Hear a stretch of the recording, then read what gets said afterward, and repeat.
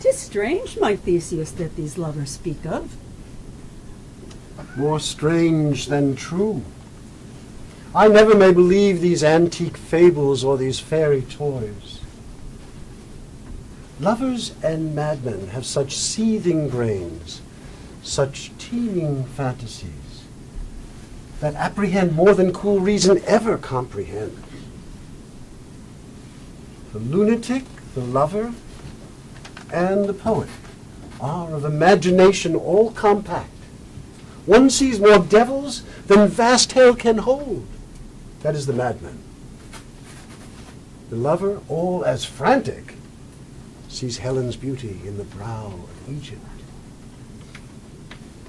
The poet's eye, in a fine frenzy rolling, doth glance from heaven to earth, from earth to heaven, and as imagination bodies forth the forms of things unknown, the poet's pen turns them to shapes, and gives to airy nothing a local habitation and a name.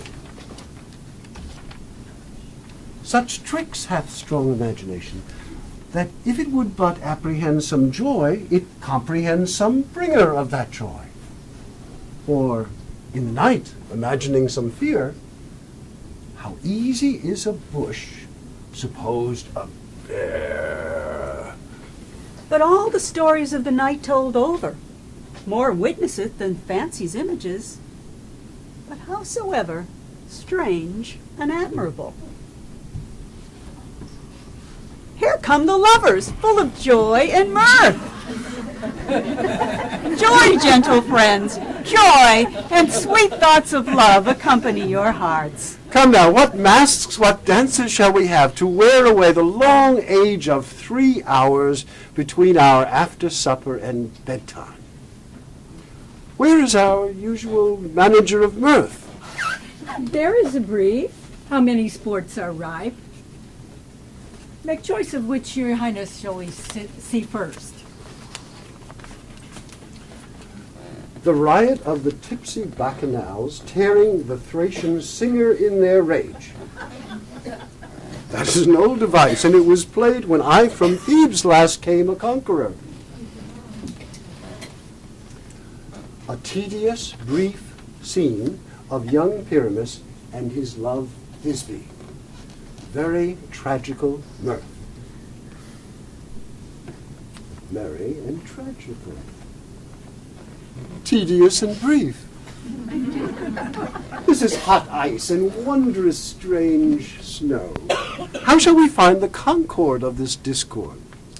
A play there is, my lord, some 10 words long, which is as brief as I have known a play.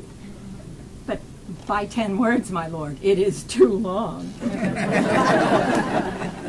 And tragical, my noble lord, it is. For Pyramus therein doth kill himself, which when I saw rehearsed, I must confess, made mine eyes water. But more merry tears, the passion of loud laughter never shed.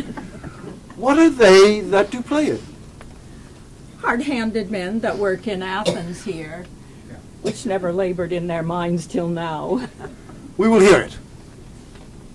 No, no, my noble lord, it is not for you. I have heard it over, and it is nothing in the world. We will hear that play. For never anything can be amiss when simpleness and duty tender it. Come, bring them in, and take your places, ladies.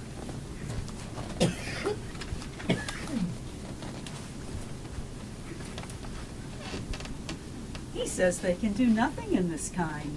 The kind are we to give them thanks for nothing. So please your grace, the prologue is addressed. Let him approach.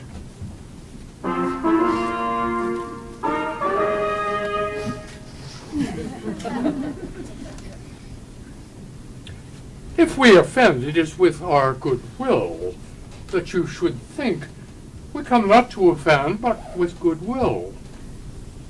To show our simple skill, that is the true beginning of our end. Consider, then, that we come but in despite. We do not come as minding to content you. Our true intent is, all for your delight we are not here. That you should here repent you, the actors are at hand, and by their show you shall know all that you are like to know. This fellow doth not stand upon points. His speech was like a tangled chain, nothing impaired, but all disordered. Who is next?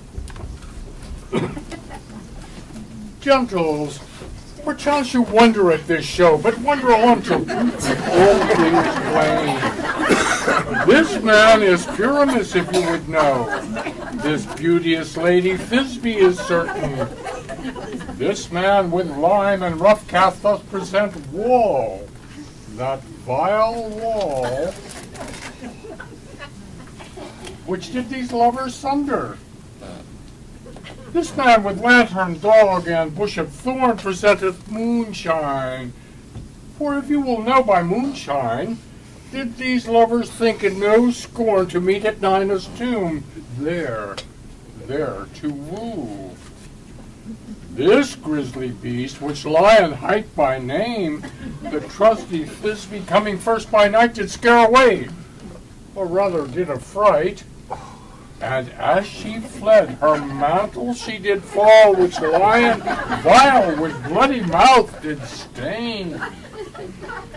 Anon comes Pyramus, sweet youth and tall, and finds his trusty Thisbe's mantle slain, whereat with bloody blame, for blade he bravely broached his boiling bloody breast.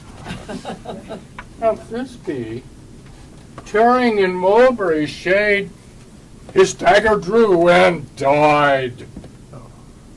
For all the rest, let Lion, Moonshine, Wall, and lovers twain at large discourse, while here they do remain. I wonder if the lion be to speak. No wonder, my lady.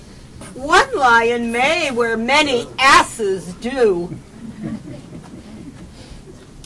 In this same interlude, it doth befall that I, one Snout by name, present a Wall.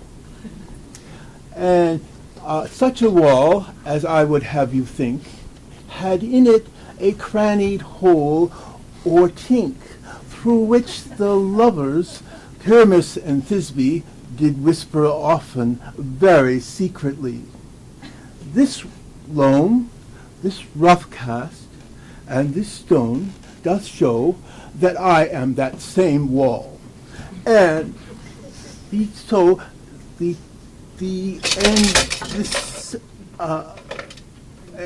this cranny is right and sinister, through which the fearful lovers are to whisper. It is the wittiest partition that ever I heard.